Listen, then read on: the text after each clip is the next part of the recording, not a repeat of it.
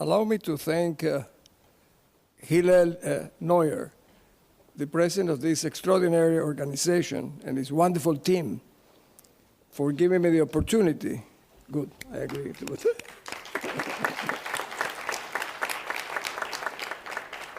I hope Hillel doesn't take this time out of my 8 minutes that he has given to me.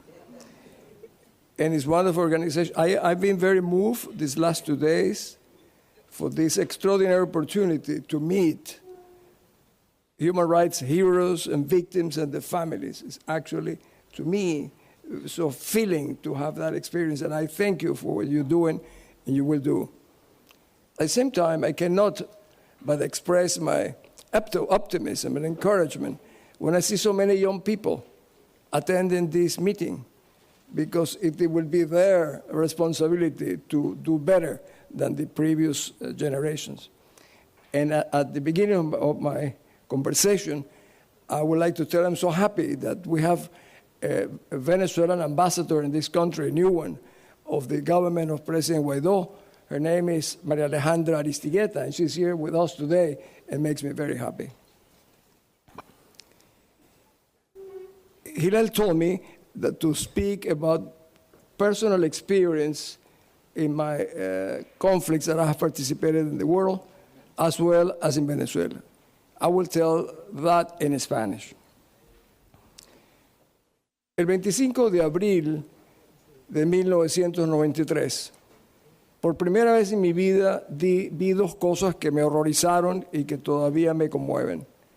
Entré a un pueblo que se llama Srebrenica y allí vi los cuerpos esa mañana que el día antes los morteros serbios habían matado a 12 niños, estaban los pedazos del cuerpo. Esa misma tarde, en una población que se llama Michi, vi cómo una familia musulmana entera había sido asesinada y sus cuerpos incinerados. Eso me ha, sin la menor duda, marcado para toda la vida. Ese día reunía a la población de Srebrenica y les dije, aquí está la representación política más importante del mundo, el Consejo de Seguridad de las Naciones Unidas. Aquí estamos el embajador de Francia, de Rusia, de Pakistán, de Hungría, de Nueva Zelanda y de Venezuela, que era yo, que era el jefe de la misión. Y les dije, estamos aquí para protegerlos. Declararemos a Srebrenica como un área segura. Ese día mismo estaba acompañado por muchos periodistas internacionales. Les dije, aquí está ocurriendo un genocidio en cámara lenta ante los ojos del mundo. Poco más de un año después, efectivamente, el genocidio tomó lugar en Srebrenica. Fue la primera más grande masacre después de la Segunda Guerra Mundial. Cuando regresé al Consejo de Seguridad, y habían pasado, hoy en día, debo decir, han pasado 26 años desde que yo les dije, vinimos a protegerlos y a cuidarlos, y no lo hicimos. Cargo todavía ese sentimiento de culpa y de responsabilidad de que estando incluso en un área segura de las Naciones Unidas, ni siquiera las fuerzas de las Naciones Unidas fueron capaces de disparar un tiro para evitar la muerte de 8.000 jóvenes y adultos en menos de 48 horas. Al regresar al Consejo de Seguridad, presenté mi informe y en general yo le dije algo que les voy a leer porque está parte de lo que fue en mi intervención. Yo le dije, Bosnia es una horrible lección. La evasión moral, cuando eclipsa nuestra habilidad de reconocer y de responder al mal, minará nuestros valores y nuestras creencias fundamentales. En un momento en que el mundo se hace más pequeño y tantos miran hacia Occidente para liderazgo. No me cabe duda que el triunfo de los agresores nos degradará a todos los que estamos hoy representados en el Consejo de Seguridad.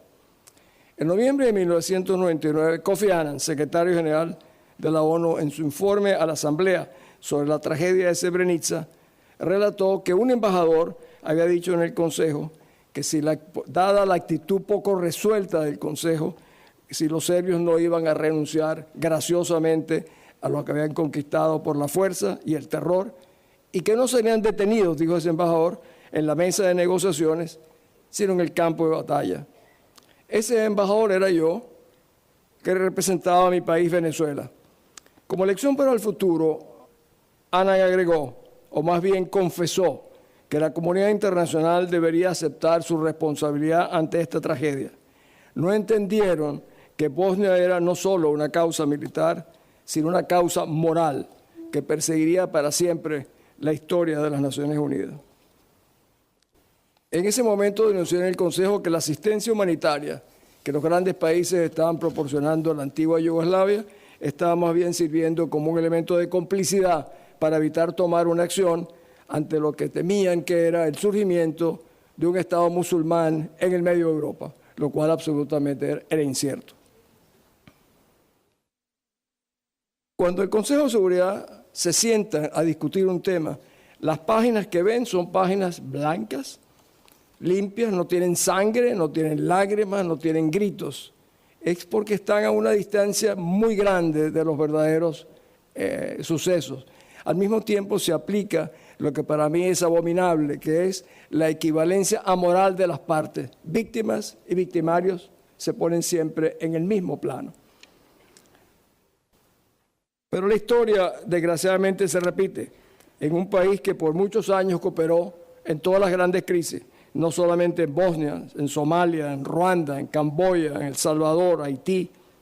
Hoy ese país es el mío, es Venezuela, que es visto al mismo tiempo por el secretario general de las Naciones Unidas como en el pasado. Aquí hay dos partes, aquí hay víctimas y victimarios como igual. Mi país es hoy un país, una tierra arrasada, maltratada, torturada.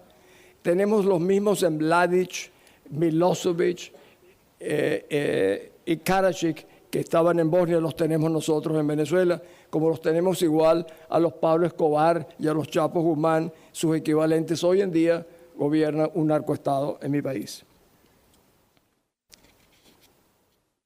Es imposible, es incuestionable que la naturaleza criminal del régimen venezolano evita recibir ayuda humanitaria sin que no haya por lo menos un esfuerzo militar. Así lo vimos recientemente en la frontera con Colombia, como a tiros detuvieron los camiones que llevaban alimentos y medicina. Se sigue pensando que una intervención humanitaria es una operación militar, cuando no es así. Hay otra cara que es la cara del rescate de la libertad, que es justamente lo que está planteado en mi país. Hay suficientes informes. El año pasado, los informes del príncipe Said Raad al-Hussein, que era el antiguo comisionado de derechos humanos, hizo un informe realmente extraordinario. La nueva comisionada, alta comisionada, ha hecho recientemente un informe que complementa a los anteriores. Irónicamente, pasa desapercibido para la comunidad internacional que mi país está ya ocupado por más de 20.000 cubanos agentes que están en Venezuela desde hace más de 20 años y que realmente controlan las Fuerzas Armadas, los servicios de inteligencia, la policía, la política exterior. Y ahora se han sumado rusos y chinos en un esfuerzo también de cooperación de inteligencia militar en mi país. A pesar de esta realidad, el secretario general de la ONU solo nos urge a participar en el clásico apaciguamiento, el appeasement. Siéntense en la mesa, dialoguen, las dos partes tienen que entenderse como si estuviéramos lidiando con un gobierno en vez de estar lidiando con un Estado mafioso, que es la realidad del Estado venezolano. Nadie puede exigirnos a nosotros, los venezolanos, que aceptemos cualquier cosa a cualquier precio. Ya hemos hecho esfuerzos los venezolanos de todo tipo para lograr rescatar la libertad.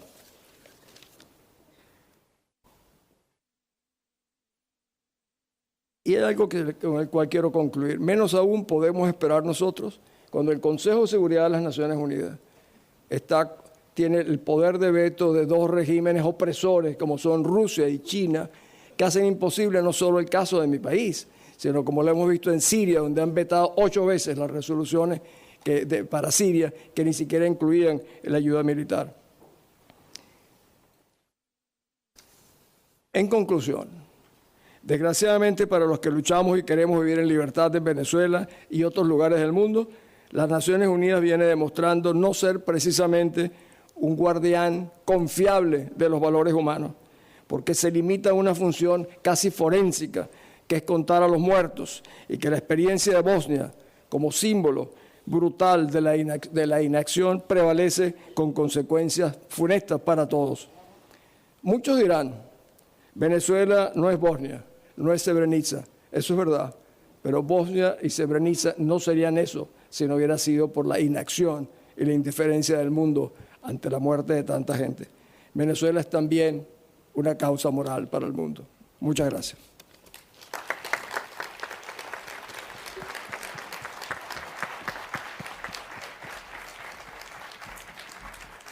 Thank you, everyone.